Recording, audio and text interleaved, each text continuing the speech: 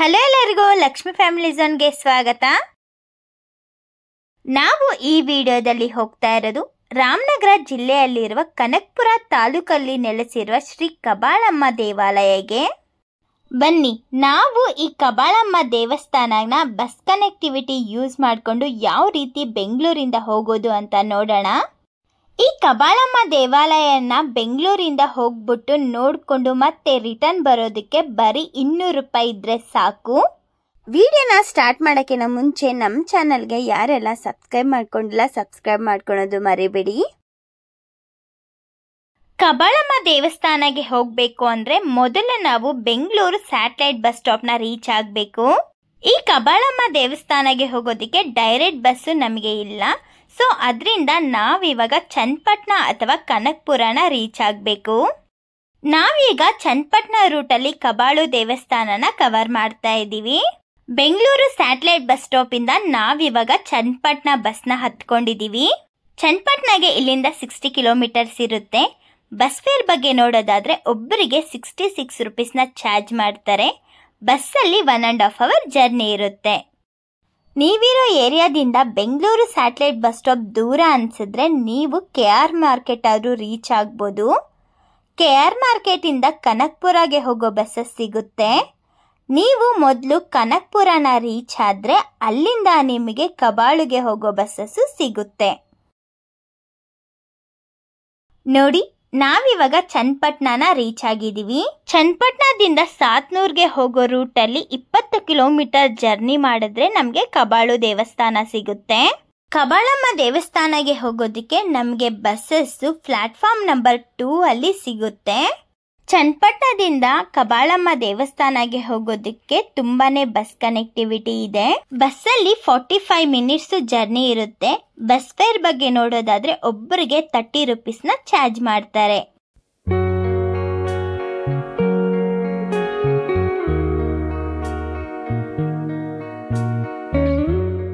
ನೋಡಿ, ಬಸ್ ನಮ್ಮನ್ನ ದೇವಸ್ಥಾನದ ಮುಂದೆನೆ ಸ್ಟಾಪ್ ಮಾಡಿದ್ದಾರೆ. ಇದೇ ಕಬಾಳು ಅಲ್ಲಿರುವ ಕಬಾಳಮ್ಮ ದೇವಸ್ಥಾನ. ನಾವು ಭಾನುವಾರ ಬಂದಿರೋದ್ರಿಂದ ಕಮ್ಮಿ ಜನ ಇದ್ದಾರೆ. ಇಲ್ಲಿ ಮಂಗಳವಾರ, ಶುಕ್ರವಾರ ಮತ್ತೆ ಹುಣ್ಣಿಮೆ ಅಮಾವಾಸ್ಯೆಯಲ್ಲಿ ವಿಶೇಷ ಪೂಜೆಗಳು ನಡೆಯುತ್ತೆ. ಈ ದೇವಾಲಯದ ಟೈಮಿಂಗ್ಸ್ ನೋಡೋದಾದ್ರೆ ಬೆಳಗ್ಗೆ 6 ಗಂಟೆಯಿಂದ ರಾತ್ರಿ 7:30 ತನಕ ಓಪನ್ ಇರುತ್ತೆ.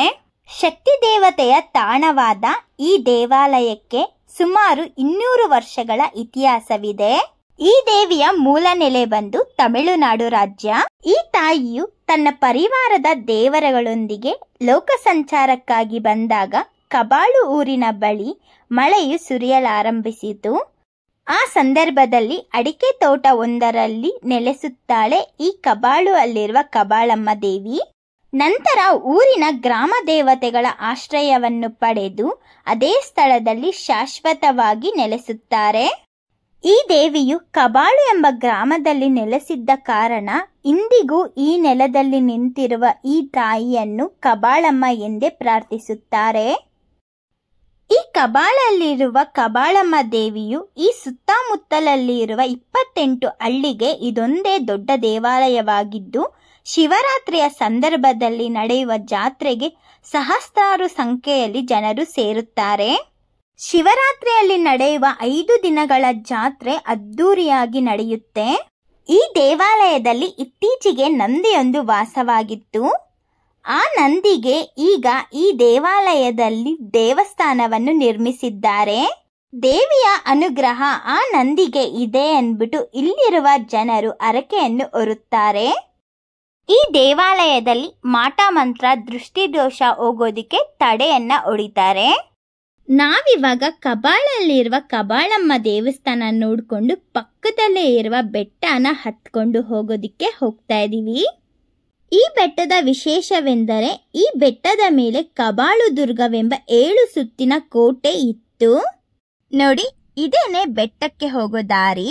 ನಾವು ಸ್ವಲ್ಪ ದೂರ ರೋಡಲ್ಲಿ ನಡ್ಕೊಂಡು ಬಂದು ಇಲ್ಲಿ ಬೆಟ್ಟಕ್ಕೆ ದಾರಿ ಅಂತ ಹಾಕಿರೋ ಬೋರ್ಡ್ ಕಡೆಗೆ ಹೋದ್ವಿ ಅಂತ ಅಂದ್ರೆ ನಮ್ಗಲ್ಲಿ ಗ್ರಾನೈಟ್ದು ಕ್ವಾರಿ ಮಾಡ್ತಾ ಇರೋ ಜಾಗ ಸಿಗುತ್ತೆ. ಅಲ್ಲಿ ನಾವು ಹೋದ್ವಿ ಅಂತಾನೆ ನಮಗೆ ಬೆಟ್ಟದ ಸ್ಟೆಪ್ಸ್ ಹತ್ರ ನಾವು ಹೋಗ್ತೀವಿ. ಕಬಾಳು ಬೆಟ್ಟ ಹತ್ತಕ್ಕಿಂತ ಮುಂಚೆ ನಮಗೆ ಕೋಟೆಲಿಂಗೇಶ್ವರ ಸ್ವಾಮಿ ದೇವಾಲಯ ಸಿಗುತ್ತೆ. ಇಲ್ಲಿ ದೇವ್ರ ದರ್ಶನ ಪಡ್ಕೊಂಡು ಅದಾದ್ಮೇಲೆ ಬೆಟ್ಟ ಹತ್ತೋದಿಕ್ಕೆ ಸ್ಟಾರ್ಟ್ ಮಾಡೋಣ. ಈ ಬೆಟ್ಟವನ್ನ ಹತ್ತೋದಿಕ್ಕೆ ಸ್ವಲ್ಪ ಸ್ಟೆಪ್ಸ್ ಮಾತ್ರ ಇರುತ್ತೆ. ಇನ್ನು ಸ್ವಲ್ಪ ಹಂಗೆ ಬೆಟ್ಟವನ್ನ ಹತ್ಕೊಂಡು ಹೋಗೋದಿರುತ್ತೆ. ಈ ಬೆಟ್ಟವನ್ನ ಹತ್ತೋದಿಕ್ಕೆ 2 ಅವರ್ ಅಂತೂ ಬೇಕು. ಕಬಾಳು ದುರ್ಗವನ್ನು ಮೈಸೂರು ಅರಸರು ಹೈದರಾಲಿ ಟಿಪ್ಪು ಸುಲ್ತಾನರ ಆಳ್ವಿಕೆಯ ಕಾಲದಲ್ಲಿ ರಾಜ ಕಾರಾಗೃಹವಾಗಿ ಬಳಸಲಾಗುತ್ತಿತ್ತು. ಕೈದಿಗಳನ್ನ ಬೆಟ್ಟದ ಮೇಲಿಂದ ತಳ್ಳಿ ಮರಣ ದಂಡನೆಯನ್ನು ನೀಡುತ್ತಿದ್ರು. ಒಮ್ಮೆ ಒಬ್ಬ ಕೈದಿಯನ್ನು ಬೆಟ್ಟದ ಮೇಲಿಂದ ತಳ್ಳುತ್ತಾರೆ. ಆ ಕೈದಿಯು ಅಪಾರ ದೈವ ಭಕ್ತನಾಗಿದ್ದ.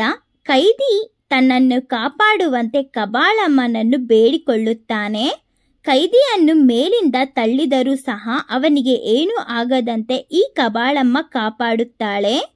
ತಾಯಿಯ ಪವಾಡವನ್ನು ನೋಡಿದ ಆ ಕೈದಿ ಕಬಾಳಮ್ಮನಿಗೆ ಚಿನ್ನದ ಕಿರೀಟ ಮತ್ತು ಚಿನ್ನದ ಹಾರವನ್ನು ಅರ್ಪಿಸುತ್ತಾನೆ. ಇಂದಿಗೂ ಆ ಚಿನ್ನದ ಕಿರೀಟವನ್ನು ಶಿವರಾತ್ರಿಯ ಸಂದರ್ಭದಲ್ಲಿ ದೇವಿಗೆ ತೊಡಿಸಲಾಗುತ್ತದೆ. ನಾವು ಇಷ್ಟೊತ್ತು ಬೆಟ್ಟನ ಸ್ಟೆಪ್ಸ್ ಇಂದ ಹತ್ಕೊಂಡು ಬಂದಿದ್ವಿ. ಈಗ ನಾವು ಇಲ್ಲಿ ಸ್ಟೆಪ್ಸ್ ಇರಲ್ಲ, ಹಂಗೇನೆ ಹತ್ಕೊಂಡು ಹೋಗ್ಬೇಕು. ನಾವು ಈ ಬೆಟ್ಟನ ಹತ್ತೋದಿಕ್ಕೆ ಸ್ಲಿಪ್ಪರ್ಸ್ನ ಹಾಕೊಂಡಿರ್ಲಿಲ್ಲ. ಸೊ ಅದರಿಂದ ನಮಗೆ ಸ್ವಲ್ಪ ಈಸಿ ಆಯಿತು ಹತ್ತೋದಿಕ್ಕೆ. ಯಾಕೆ ಅಂದರೆ ನಾವು ಹತ್ತಬೇಕಾದ್ರೆ ಮಳೆ ಬರ್ತಾ ಇತ್ತು. ಆ ಟೈಮಲ್ಲಿ ನಾವು ಹತ್ಕೊಂಡು ಹೋಗ್ತಾ ಇದ್ದಿದ್ದು. ನಾವು ಹತ್ಕೊಂಡು ಹೋಗ್ಬೇಕಾದ್ರೆ ಇನ್ನೂ ಸ್ವಲ್ಪ ಜನ ಶೂ ಹಾಕೊಂಡು ಬಂದಿದ್ರು ಟ್ರಕ್ಕಿಂಗ್ಗೆ ಅಂತ. ಅವರಿಗೆ ಈ ಪ್ಲೇಸ್ನ ಹತ್ತೋದು ತುಂಬ ಕಷ್ಟ ಆಯಿತು. ನೀವ್ ಇನ್ ಕೇಸ್ ಈ ಬೆಟ್ಟನ ಹತ್ತೋದಕ್ಕೆ ಮಳೆಗಾಲದಲ್ಲಿ ಏನಾದ್ರೂ ಪ್ರಯತ್ನ ಪಡ್ತಾ ಇದ್ದೀರಾ ಅಂತ ಅಂದ್ರೆ ನೀವು ಸ್ಲಿಪ್ಪರ್ ಅಥವಾ ಶೂನ ಕೆಳಗಡೆನೆ ಬಿಟ್ಟು ಬನ್ನಿ. ಅದಾದ್ಮೇಲೆ ಈ ಬೆಟ್ಟನ ಹತ್ತೋದಕ್ಕೆ ನಿಮ್ಗೆ ಸ್ವಲ್ಪ ಈಸಿ ಆಗುತ್ತೆ. ನಾವು ಬೆಟ್ಟ ಹತ್ಕೊಂಡು ಮೇಲೆ ಬಂದಾಗ ಇಲ್ಲಿ ನಾವು ಕಬಾಳಮ್ಮ ದೇವಿ ದೇವಾಲಯ ನೋಡ್ತೀವಿ. ಈ ಬೆಟ್ಟದ ಮೇಲಿರುವ ಯುನಿಕ್ ಸ್ಪಾಟ್ ಅಲ್ಲಿ ಇದು ಒಂದು. ಆಗ ಈ ಕೋಟೆಯಲ್ಲಿ ವಾಸಿಸುತ್ತಿದ್ದವರಿಗೆ ಇದೇ ನೀರ್ನ ಅವರು ಬಳಸ್ತಾ ಇದ್ರು. ಕಬಾಳಮ್ಮ ದೇವಾಲಯ ನೋಡ್ಕೊಂಡು ಇನ್ನು ಸ್ವಲ್ಪ ಮುಂದೆ ಹೋದ್ರೆ ಕಬಾಳಮ್ಮ ದೇವಿ ಅವರ ಅಣ್ಣ ಆಗಿದ್ದ ಭೀಮೇಶ್ವರ ಸ್ವಾಮಿ ದೇವಾಲಯ ಸಹ ನೋಡ್ತೀವಿ. ಈ ದೇವಾಲಯದ ವಿಶೇಷವೇನು ಅಂದ್ರೆ ನಾವು ಈ ದೇವಾಲಯದಲ್ಲಿ ಹೆಣ್ಣು ಮಕ್ಕಳು ದ್ವಾರಪಾಲಕರಾಗಿರುವುದನ್ನ ನೋಡ್ತೀವಿ. ಈ ಬೆಟ್ಟದ ಮೇಲೆ ನಾವು ಕೋಟೆ ಇದ್ದಿದ್ದನ್ನು ಸಹ ನೋಡ್ತೀವಿ.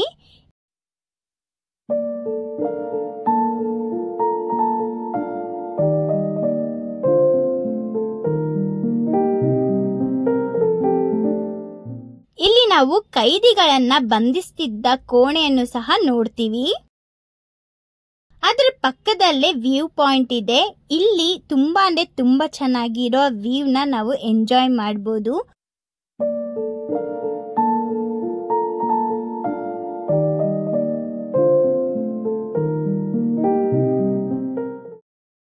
ಇಲ್ಲಿ ಸ್ವಲ್ಪ ಗಾಳಿ ಜಾಸ್ತಿ ಇರೋದ್ರಿಂದ ಸ್ವಲ್ಪ ಹುಷಾರಾಗಿ ಇರಬೇಕು. ಈ ಪ್ಲೇಸ್ಗೆ ಫ್ಯಾಮಿಲಿ ಮತ್ತೆ ಫ್ರೆಂಡ್ಸ್ ಜೊತೆ ಬಂದ್ರೆ ತುಂಬಾ ಎಂಜಾಯ್ ಮಾಡಬಹುದು. ತುಂಬಾ ಜನ ಬರೀ ಕಬಾಳಮ್ಮ ದೇವಸ್ಥಾನಕ್ಕೆ ಮಾತ್ರ ಹೋಗ್ತಾರೆ. ಈ ಬೆಟ್ಟನ ಹತ್ತೋದು ತುಂಬಾ ಕಮ್ಮಿ ಜನ ಇರ್ತಾರೆ. ಸೊ ನೀವು ನೆಕ್ಸ್ಟ್ ಟೈಮ್ ಏನಾದ್ರೂ ಈ ಕಬಾಳಮ್ಮ ದೇವಸ್ಥಾನಕ್ಕೆ ಹೋಗ್ತಾ ಇದ್ದೀರಾ ಅಂದ್ರೆ ಈ ಬೆಟ್ಟನ ಹತ್ತೋದನ್ನ ಟ್ರೈ ಮಾಡಿ. ನೀವು ಇನ್ ಕೇಸ್ ಕಬಾಳಮ್ಮ ದೇವಸ್ಥಾನ ಮಾತ್ರ ಬಂದಿದ್ದೀರಾ ಅಂದ್ರೆ ಈ ಬೆಟ್ಟ ಹತ್ತಕ್ಕೆ ನಿಮ್ಗೆ ಆಗಲ್ಲ ಅಂದ್ರೆ ನೀವು ಇಲ್ಲಿಂದ ಮುತ್ತತ್ತಿಗೆ ಸಹ ಹೋಗ್ಬೋದು. ಕಬಾಳುವಿಂದ ಮುತ್ತತ್ತಿಗೆ ಬರೀ 34 ಕಿಲೋಮೀಟರ್ ಇರುತ್ತೆ. ನೀವು ಮುತ್ತತ್ತಿಗೆ ಹೋಗ್ಬೇಕು ಅಂತ ಅಂದ್ರೆ ಈ ಕಬಾಳು ಹತ್ರ ಹಲಗೂರ್ಗೆ ಹೋಗೋ ಬಸ್ಸಸ್ ಬರುತ್ತೆ. ಆ ಬಸ್ ಅಲ್ಲಿ ನೀವು ಹಲಗೂರ್ನ ರೀಚ್ ಆದ್ರೆ ಹಲಗೂರಿಂದ ನಿಮ್ಗೆ ಮುತ್ತತ್ತಿಗೆ ಹೋಗೋ ಬಸ್ಸಸ್ ಸಿಗುತ್ತೆ. ಯಾರಿಗೆಲ್ಲ ಈ ವಿಡಿಯೋ ಇಷ್ಟ ಆಯ್ತು ಲೈಕ್ ಮಾಡಿ, ಶೇರ್ ಮಾಡಿ, ಕಮೆಂಟ್ ಮಾಡಿ. ಇದೇ ತರ ವಿಡಿಯೋಸ್ಗೋಸ್ಕರ ನಮ್ಮ ಚಾನೆಲ್ಗೆ ಸಬ್ಸ್ಕ್ರೈಬ್ ಮಾಡೋದು ಮರಿಬೇಡಿ. Thank you.